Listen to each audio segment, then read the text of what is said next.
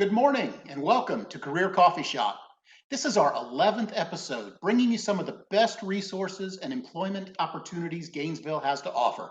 I am James Schindler, and with me is Ismelda Alvarez. How you doing this morning, Is? Estoy muy bien y gracias a todos por acompañarnos hoy. I am great. Thank you all for joining us today. This is a special show because we plan to take a moment to celebrate Hispanic Heritage Month. That's right. From September 15th through October 15th, we recognize the contributions and influence Hispanic Americans have made to the history, culture, and achievements right here in the United States. And to do that, we reached out to Santa Fe College's International Student Services Office for some help. Not only were they excited to come on our show this morning, but they also asked one of our international students to join us and help us learn more about some of the amazing contributions Hispanic people have made in our community and throughout the U.S. So without further ado, please welcome Mary Roa, whom I understand is a native of Venezuela, and joining her this morning is Mike Laffey from Santa Fe's International Student Services. Welcome to you both. Thank you, James. Thank you, James. Thank you, Izzy. We're very happy to be here.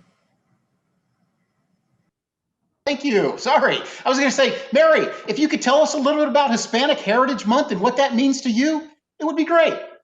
Yes, absolutely. So every year since 1988, the United States celebrate Hispanic Heritage Month, as you said, from September 15th to October 15th, to recognize the history, traditions, and contributions to American society and culture of Hispanic communities, as well as their significant presence in the population today, because there are almost 60 million people, Hispanic people, currently in the US. And in Santa Fe, there are actually 20 countries represented by students. So definitely Santa Fe embraces that diversity. I will talk a little bit about the creation of the Hispanic celebration. So this idea was created by President Lyndon Johnson, and it was developed between 1967 and 1969. And the main purpose is that to recognize the Hispanic American contribution along these years. So who is considered Hispanic? A person whose origins are from that your ancestors or you come from a place, a country where you speak Spanish.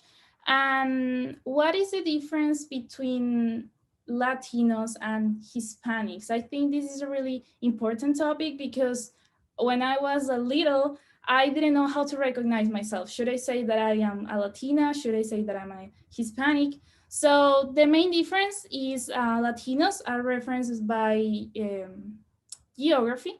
So basically they are located in South and Central America.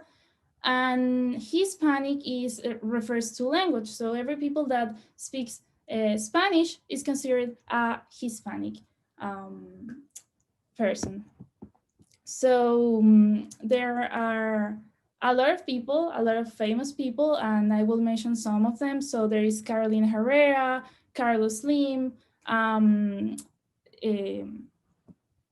Alexandra Ocasio-Cortez, Marco Rubio. There are so many important people that represent so much, and especially that diversity in this country. So I believe that the Hispanic Heritage Month is a really important celebration to show that diversity around the world. Mike, anything to add to that? I would just add, Mary did a great summary there and description of Hispanic Heritage Month and how it came to be here in the US. And we've done a great job, I think, here at Santa Fe, and I think we've done it in the past as well, celebrating the diversity of our students and of our Hispanic students, and they make up such a good population of our student body here. And the Student Life Department, the Office of Student Life, has done some great stuff promoting this month and celebrating the diversity and the background and traditions and cultures and customs of our Hispanic students. Yes, Mike, you mentioned something about student life, and everything that they do, they always take a moment and they always promote something. And I think it's absolutely wonderful what they do. So Mary, from the student perspective, what are some things you notice being done to recognize Hispanic Heritage Month? So I believe that especially on Instagram, I have seen so many posts and stories about Hispanic Heritage Month, and not only they are informative, they are also they let students interact with those stories. So I have seen trivias and um, contests and like winning prizes about Hispanic Heritage Month. Especially they also, especially student life, they did playlist, which is amazing because I believe that the music is something really important, and like including that in this celebration was a really good idea. And they have done, they did a list for Hispanic and like movies. So I believe that I have seen a lot of activities towards the Hispanic Heritage Month done in Santa Fe. Mary, you mentioned a contest. I happened to come across that this morning when I was looking at the Santa Fe website. It was a trivia contest. I was just curious, did you enter it, and did you happen to win one of those prizes? Yes, I did. I won an Amazon gift card for like the question trivia it was. So it was really cool. Yeah. That's awesome. Yeah, that's great. And Mary, since this is Career Coffee Shop, is there a coffee or hot drink that was your favorite in your household growing up? Well, I believe yes, because Venezuela is one of the main producers of coffee and we're right next to Colombia. So definitely coffee is in every Venezuelan house. So I believe yes, I would say that my favorite one is the café con leche, which is only like coffee with milk, but the combination and having that in the morning to start your day is just amazing. So I believe that that simple combination is just perfect. That's wonderful. Thank you so much for being here today, Mary, and sharing the student perspective. We truly value our students' insight about everything. So Mike, don't go far. We have a couple of things to pass on and we will come back right to you. So how about you? I know on the last show, you shared a cinnamon coffee that sounded absolutely amazing. What delicious concoction are you enjoying this morning? And do you have a trivia question for us today? Yes, James. On the last show, I made a cup of café de olla, which is one of my favorites. This morning, I am drinking coffee from Chiapas in Mexico from the Sweetwater coffee brand that is roasted here in Gainesville. It is actually quite tasty. I love it. And rather than trivia this morning and in recognition of Hispanic heritage, I would like to share a few things about coffee from Mexico. Did you know that coffee arrived in Mexico in the late 1700s? However, it took a while to grow and perfect, so they didn't start to export it on a regular basis until the late 1800s. But it wasn't until the 20th century that small farmers realized how growing coffee could be, and they started to grow coffee beans in mass quantity for export. And then finally, many considered Altura to be the best Mexican coffee. Altura means high grown, and where coffee is concerned, higher always means better. You never fail to amaze me with the facts that you're able to dig up. You know what? In researching today's show, I learned something new as well. Hispanic Heritage Month, as Mary said, was under, I think, President, is it Johnson, Lyndon Johnson? That's what I was thinking. Well, it actually was introduced by California Congressman George E. Brown to recognize the contributions of the Latino community throughout the 1960s when the civil rights movement was at its peak. And there was a growing awareness in the United States of multicultural identities. While I'm thinking about it, and before we introduce our next guest, please hit a like on this video and feel free to share it with a friend or a colleague. And keeping today's momentum going, please welcome back Mike Laffey to tell us about the International Student Service Department. Mike, prior to COVID, you have traveled for recruitment purposes. Do you have an international coffee story you would like to share with us today? Yes, I do actually. I was not a coffee drinker for most of my life, actually. I was a tea drinker. And then I lived in Colombia, in Bogota, Colombia in 2016 and 2017. And it's kind of hard to live there and not drink coffee. And so now I drink coffee every day. That was thanks to my time living in Colombia. But I'll talk a little bit about International Student Services and what we do here in our office. So ISS is located in the International Center in S Building, room 310. And in our department, we work with students in four kind of different ways. We recruit students, as you mentioned, Izzy, in the past. I traveled abroad to South America, to Colombia and to Bolivia.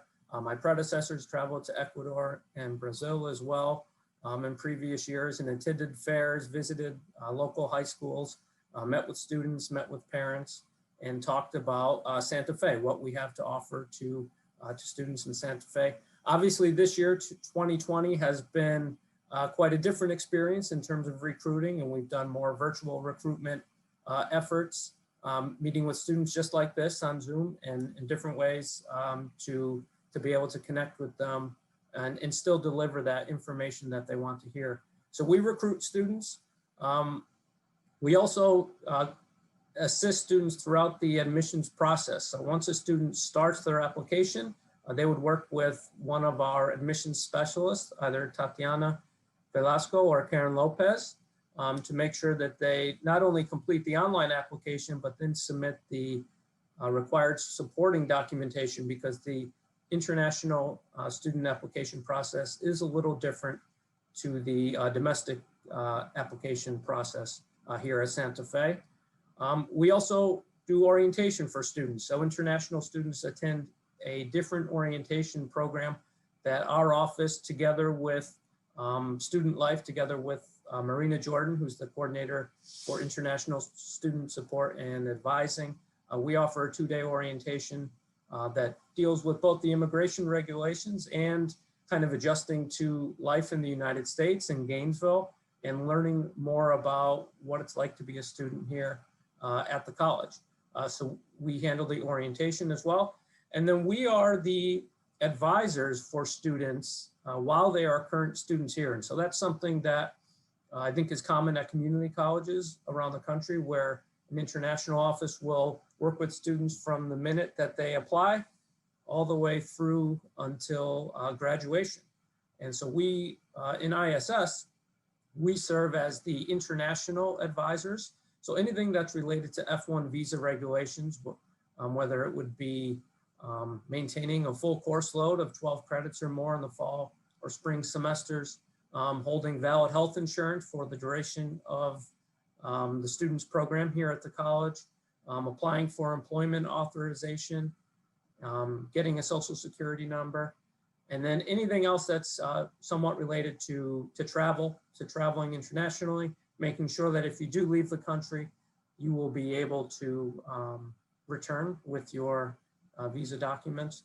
And so we work with them in that way too. So we recruit, we admit, we handle orientation, and then we also advise students as well.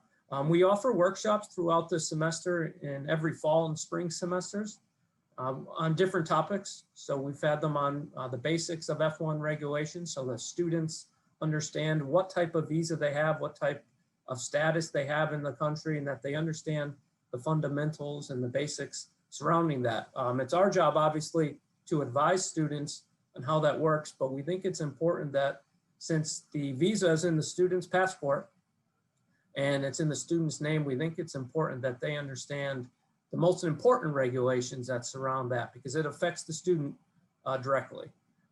We also have workshops each semester on health insurance in the United States. Obviously, health insurance in this country is complex and complicated and expensive. And so it's a mandatory requirement for our international students to hold valid health insurance that meets the Florida Board of Governors requirements. Actually, the plan is very good. So we try to help them understand what the terms mean, like deductibles and co-pays and co-insurance and all of that, which can seem like a another language for everyone. And then we have other ones about transferring to the University of Florida in a few weeks. October 13th, we'll have one with an advisor from the International Students and Scholar Services Office at UF to talk about how do I transfer my visa documents, my I-20s, my CVIS record from Santa Fe to UF so that there's a seamless transition. So those are some of the things that we try to do, and we work very closely with ISSA, Marina Jordan, who I mentioned earlier, for programming efforts. So while it's technically separate departments, we work really closely with Marina and the efforts that she makes. Mike, we've got a couple questions for you. I'm curious, do most of your students reach out to you before they come to the United States? And if so, what's the best way to get hold of you, especially during the COVID-19 environment? Sure. Some of the students do reach out to us before they apply, but there are also many cases where a student completes an online application, we receive that information, and then we follow up directly with the student. So it depends. But right now, to get in contact with us, we are here. I am in the International Center right now in S310. And so we are open Monday through Friday, 8 a.m. to 4:30 p.m. But we also have, we're also offering remote services, and we've been doing so since March 18th. So you could visit the International Student Services website, and you could also go to our digital lobby, which you can find on the website, and you can go to the digital lobby, request to meet with an advisor, and either myself or one of our colleagues will follow up quickly with you to set up either an appointment via Zoom, over the phone, or if you prefer, again, we are here in the office. Mike, we have another question for you. As you mentioned earlier, admissions for international students is a little bit different. So if we do have someone who is a potential student, what are some of those things that they should begin to consider? So my first piece of advice is always to apply early. International students can start during 3 different start terms, the fall semester in late August, the first week of January for spring, or the summer term, which begins the second week of May. The majority of our students begin in fall, but those are the 3 options. And so keep in mind the deadlines. The deadlines are usually about 6 weeks before the start of the term. And if you're an international student applying for an F1 visa, there are a few additional steps to consider. You will have to, once you get your acceptance packet from us, you will have to apply for an F1 visa and go to the nearest US embassy or consulate in your country. And so it's important to keep that in mind. If English is not your first language, or you're not from a country where English is the official language, you would have to prove your English proficiency by taking either a TOEFL exam, an IELTS exam, or if you are transferring from the University of Florida's English Language Institute, which many of our students come to us from, you could complete level 40 or higher in all 3 areas at the UF ELI. Mary's a proud graduate of the UF ELI, and we have a fantastic relationship with them. So that's another thing to keep in mind. And then if you have transcripts, if you graduated from a high school outside of the US, you need to get that completed or evaluated by an accredited credential evaluation company. There's 19 of them that we work with, and we help students select the right one and kind of learn how to complete that application. So those will be the things that I would say to keep in mind. And then any questions, you can contact us directly, and we'd be happy to help you. Mike, I've got one last question for you. And Mary, I would love to hear your answer to this as well, if you're still there. What would you say is the #1, the very first piece of advice you would give a potential international student thinking about coming to Santa Fe College? I'll let you go first, Mary. So I believe that the first advice that I would give is to be open to new adventures and new cultures and experiences that you will have here. I have lived so many different things in just one place. So I believe that that's the main advice that I could give. My advice would be related to what Mary just shared, and that would be to kind of embrace the unexpected. I think students come with a certain expectation of what their experience will be like as a college student in the United States. And I think it's hard to prepare for that when you're coming to a new country, a new city, a new school, a new education system, so many new things. Expect the unexpected and almost embrace it because that's going to be part of the experience. And then for students here, and I know that this is the case in other institutions as well, if something does not go your way or you're experiencing difficulties, the support services are here and they are in place. And that's something I think that Santa Fe does extremely well, providing support for students who maybe their first semester is a challenge. We see that a lot with our students coming for the first time, making that adjustment, perhaps to listening to a lecture in English for a full course load for the first time in your educational career. That's a challenge, and that's a change, and that's an adjustment you have to make. And so be prepared for that, but don't let it stop you. Don't let it stop you from continuing towards your goal, ultimately of graduating with your degree. Mike, thank you so much for being with us today and for all that your team does for our students. And Mary, thank you so much for sharing and being here as well. We couldn't just do this show without great people like you. Thank you. Last week, Florida announced we are now in stage 3 of COVID-19, which included lifting all capacity restrictions on restaurants, among other things. While this is great news, there are still so many unknowns, which can leave us feeling really uneasy. Here to help us recognize and deal with some of the life stressors, please welcome Stephen Wustinas from the Santa Fe College Counseling Center. Hey, good morning, everyone. Thank you so much for having me. Yes, phase 3 has meant some significant changes for both the economy and the people of Florida. And truly, what a lot of this boils down to is what so much of 2020 has been, and that is uncertainty and anxiety. At least from my perspective as a mental health provider, even with those openings, it is imperative that everyone continue to focus on the things that they can control. And what that really ends up being for most people is, how do you take care of yourself? And truly, if you're taking care of yourself, that's going to have more of an impact on your anxiety about everything than anything else. Just because everything has opened up and you might start having fears and concerns about, maybe there are hordes of college students now going out to bars and not wearing masks. It's always important to ground yourself in the reality of the situation. Check your facts, pay attention to the news, check the CDC website, see what's going on with your local health department, and certainly always follow the college guidelines if you are setting foot on campus, which means wear a mask. So from my perspective, really it is, what can you do to control your own personal space and control the things in your life that you can control? And that's some pretty simple stuff that can really make a big difference. So are you eating? Are you getting some exercise? Are you getting some fresh air? Are you taking time to breathe and meditate, yoga? This is not anything new when we're talking about self-care. It's being mindful of the fact that the world we live in is a very stressful and unpredictable place right now. So what can you do as an individual to make it a little bit less scary?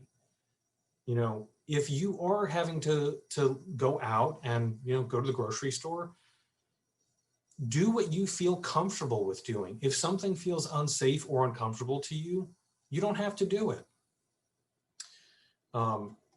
Similarly, when we're talking about the stress and anxiety of the world that we're living in at the moment, there is a lot of information in the news media that is contentious, conflicting, inflammatory, no matter which side of the aisle you're on. So my recommendation to everyone is, sometimes you need to turn the phone and the computer and the TV off. Take a break. again, go outside, get some fresh air, pick up a book, call a friend, get on a Zoom call with somebody you haven't seen in a little while. There are a lot of ways to still feel connected with others and to really control how much of that really heated news material you're consuming, because that really can contribute to an overall feeling of stress and anxiety that is not helpful. I'm not saying don't stay informed, because by all means, everyone should stay informed, but taking 10 or 15 minutes out of your day to check the news once is very different than diving into the 24-hour news stream, where it is a constant stream of stressful information. Nobody needs that.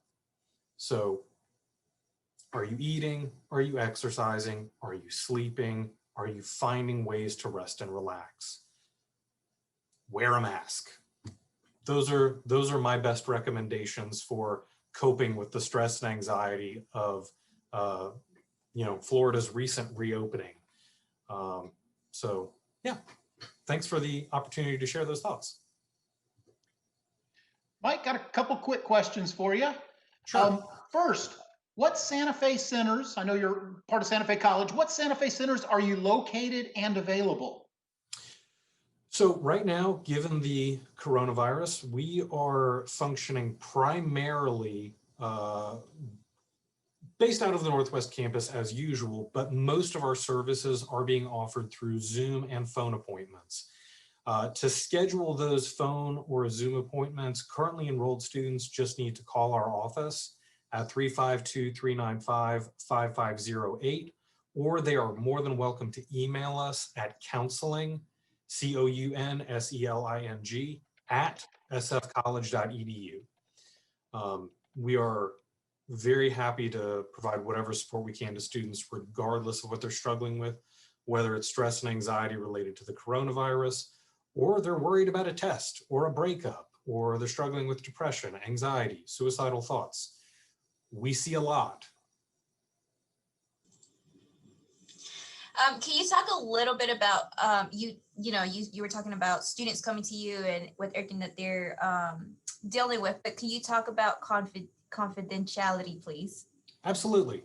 So I myself am a licensed mental health counselor. All of my colleagues here at the Counseling Center are also licensed mental health providers in the state of Florida. Subsequently, we are able to offer confidential, privileged services to students enrolled at the college, which means with a few minor, maybe not so minor exceptions, what is said in our physical or virtual office stays there. Those exceptions are pretty important, and we make that clear when they're coming into their first appointment with us. But it is very, very much real counseling and real mental health services, and we want all of our students to feel safe and that they can say whatever they need to say in a supportive and encouraging environment.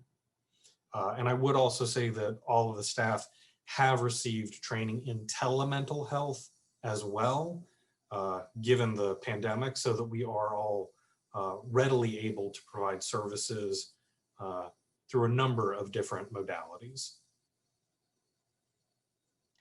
Stephen, one more time, could you please provide contact numbers for people both on and off campus?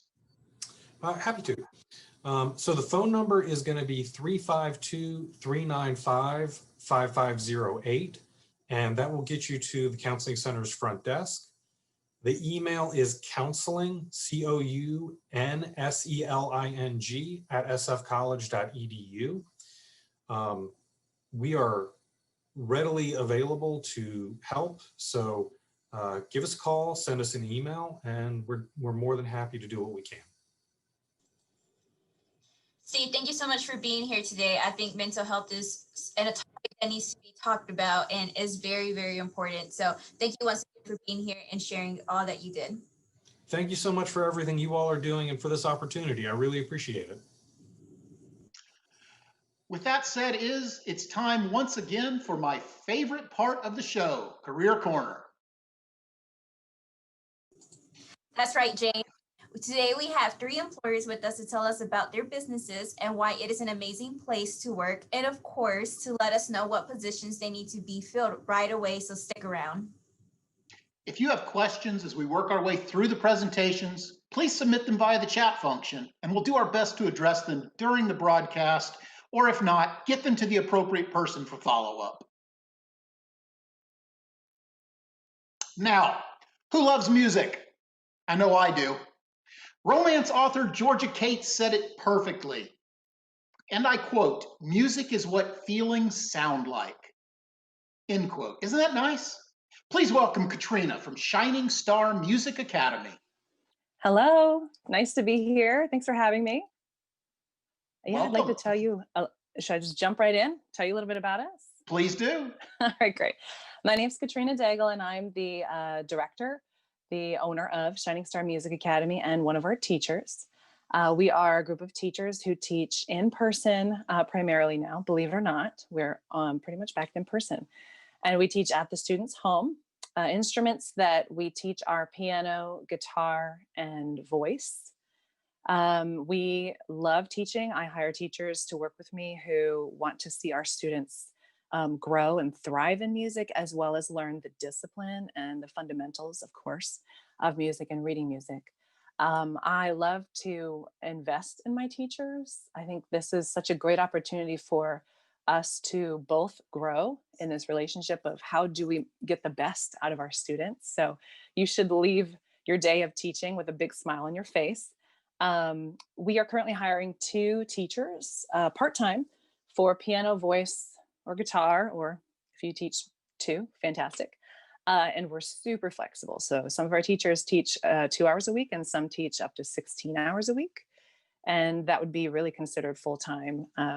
So we can fill up a schedule, we can keep it light and easy. We can work with, if you're a student right now, getting your undergraduate, your master's, your doctorate, we can work with that schedule.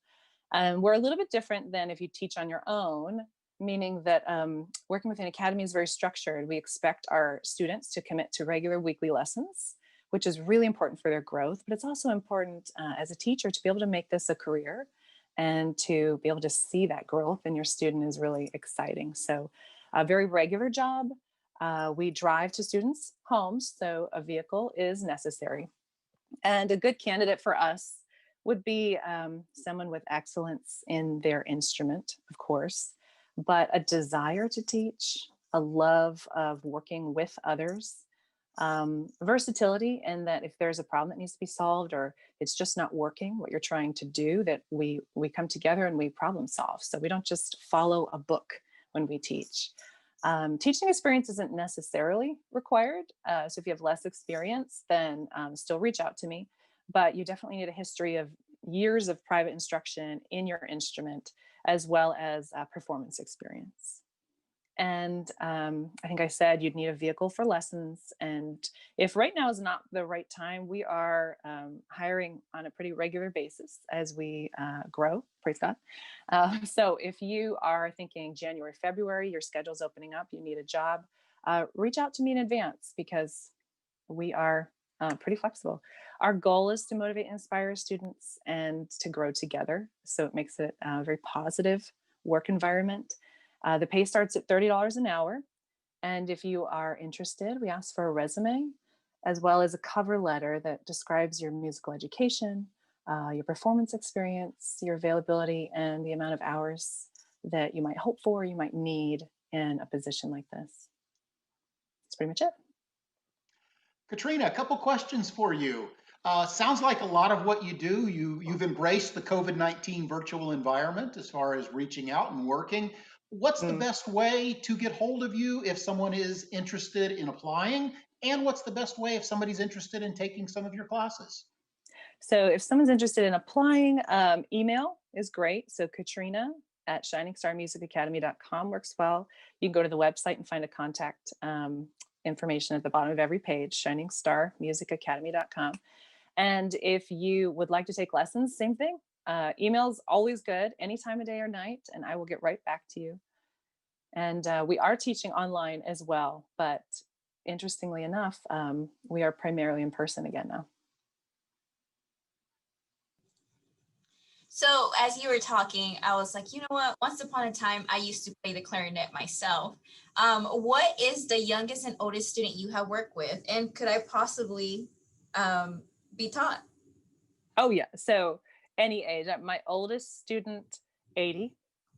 We have a handful of retired students, believe it or not. And it's a whole nother teaching experience. So when you're teaching a 4-year-old, which might be our youngest at the moment, up to an 80-year-old and everywhere in between, the experience changes and it's awesome. So as a teacher, you get to feel different issues and watch people grow in different ways. But it's really about boosting confidence. So yes, anybody can learn any instrument.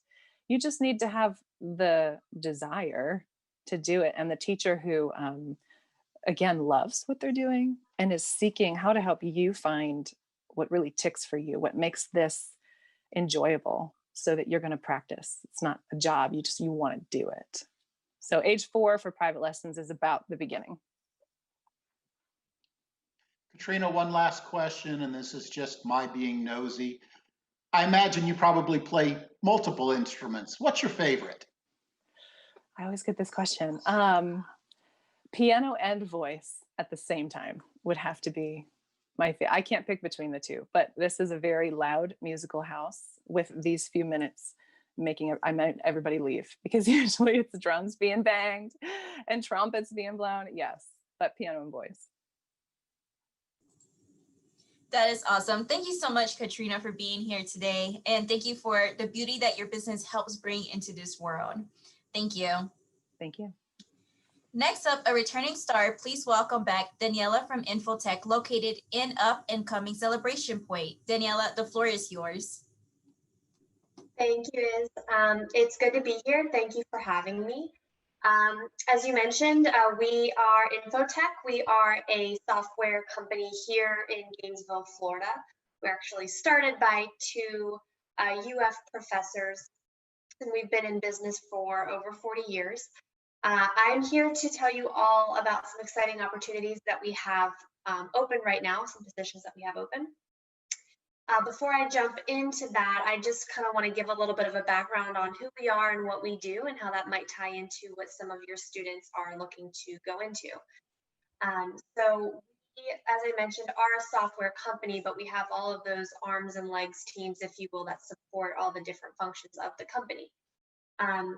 We were recently just ranked number 21 among Florida's Trend Top 2020 Best Companies to Work For in the large company category. So that was super exciting for us. We support all aspects of road construction. So our industry is really the infrastructure road construction industry. So if you're driving on a highway in North America, there's a very good chance that Infotech software was used to build it. In the United States alone, almost 90% of state transportation agencies use Infotech developed software to manage their road construction projects. If that's an interest for any students in going into that industry or the tech world, this would be a great entry level, just get your feet wet position. We're seeking multiple provisional technical assistants to join our team. And so this role is really offered in both a part-time and a full-time capacity. So perfect for students that are currently taking classes and just need some part-time. Also available in, like I said, that full-time capacity. We are looking for these individuals to support the usage of a web-based software, which is used by various departments of transportation across the country. So the ideal candidate for this role is a student or even a graduate that has some computer science background, specifically within Python, C# and HTML skills. They'd be also a really strong candidate if they had that technical desire as well as a business mindset, so kind of that analytical curiosity. It's a really unique opportunity and a great entry point into the area of business analysis and software development, as well as just a really perfect role to learn what it's like to work at a tech company.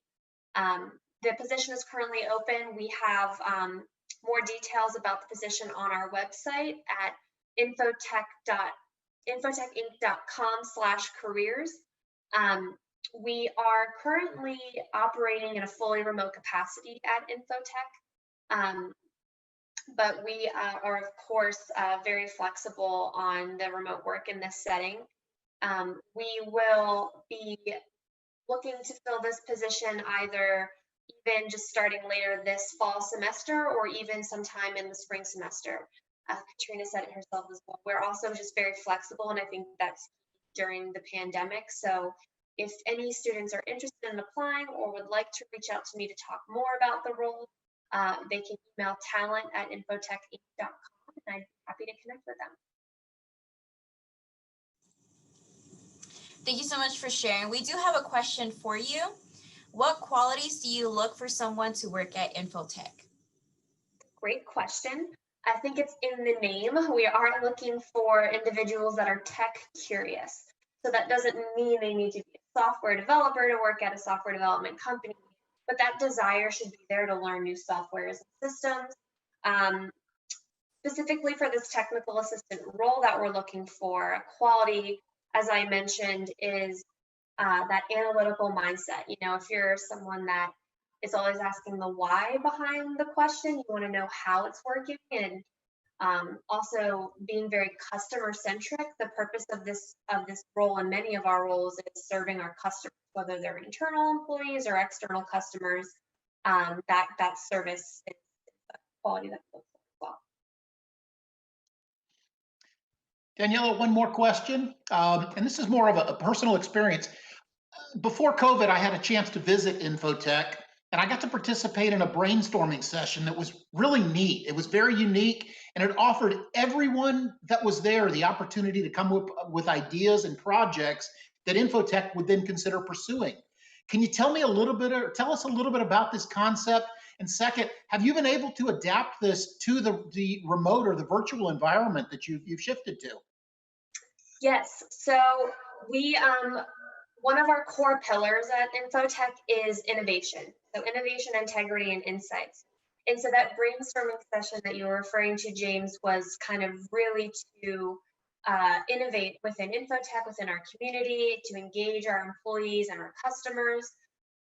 While we haven't adapted that event to be virtual, what we have done is we have an annual hackathon that we put on every year, and we've adapted that to be virtual to kind of continue on with that really fun week of sprint planning and projects for our employees. That's actually happening next week. So there are certain things that we have adapted to uphold that innovation, especially at a time where I think we're all needing some additional stimulation and engagement. So we'll kind of continue to roll out events like that. Daniella, thank you for coming back and letting us assist you in finding great people to work at Infotech. You're welcome anytime. Thanks for having me. Our last employer today is from Nurse Corps. Now, before we introduce her, and for the audience members who are considered nursing as a career, I want to point out that our nursing program graduates leave our program with a job. It is a fact. That's right. The healthcare industry needs qualified people desperately. Federal workforce data estimates the current growth in nursing alone to be between 11 and 12%, and that's expected to continue to rise. Please welcome Christina.Jaynes from Nurse Corps. Welcome, Christina. Thank you, James. I'm very happy to be here. Greetings, everyone. My name is Christina.Jaynes, and I'm the recruiter here for Nurse Corps in the Gainesville area. Nurse Corps is a national leader in home health care with 24 offices in 7 states. We are a PRN company, which means you can choose the hours and days to fit your schedule. This is perfect for those who have a second job or is going to school or just have a real busy lifestyle. We are currently seeking RNs and LPNs for part-time and full-time work. We cover many counties. We cover Alachua, Bradford, Columbia, Dixie, Gilchrist, Levy, Putnam, Hamilton, Suwannee, and Union counties. We service pediatrics as well as adults. There are plenty of shifts to choose from. We offer competitive wage and a sign-on bonus for those who come aboard and work 160 hours. For RNs, it's $500, and for LPNs, it's $300. And for those who like to work the night shift, those bonuses double. To apply with us, please visit our website at www.nursecorps.com or just give me a call at 352-377-4393. Thank you very much. I look forward to hearing from you. Have a great day. Christina, we do have a question for you. You mentioned choosing hours and schedule. Is this selected when somebody applies for the position? Yes, it is. When they first come and apply for the position, we'll ask you what's your availability. So you can choose right off the bat what kind of hours and days you can be able to work. And we'll try to fit a schedule to fit your needs. Christina, one more. You talked a little bit about some of the positions. What qualifications, certifications, licensing would be preferred for somebody coming in to apply with your company? Well, we need a Florida license, although it could be a multi-state license, but for LPNs, it'd be for an LPN professional license. We also request a TB test to be done a year or less old. We also request a CPR card. And for RNs, the same way, a 4-year degree from a reputable college, have a professional license, either in the state of Florida or be able to nurse in the state of Florida. And with the TB test and a CPR card. Maybe it. Awesome. Thank you so much, Christina, for joining us today, and always for your commitment to finding the best people to work with your clients. So thank you so much. Thank you for having me. Thank you, Christina. Thank All you. right. It looks like we've got a couple minutes still before the end of our show. So I'd like to share a way for you to find not only these jobs and these employers that we had with us today, but many, many others.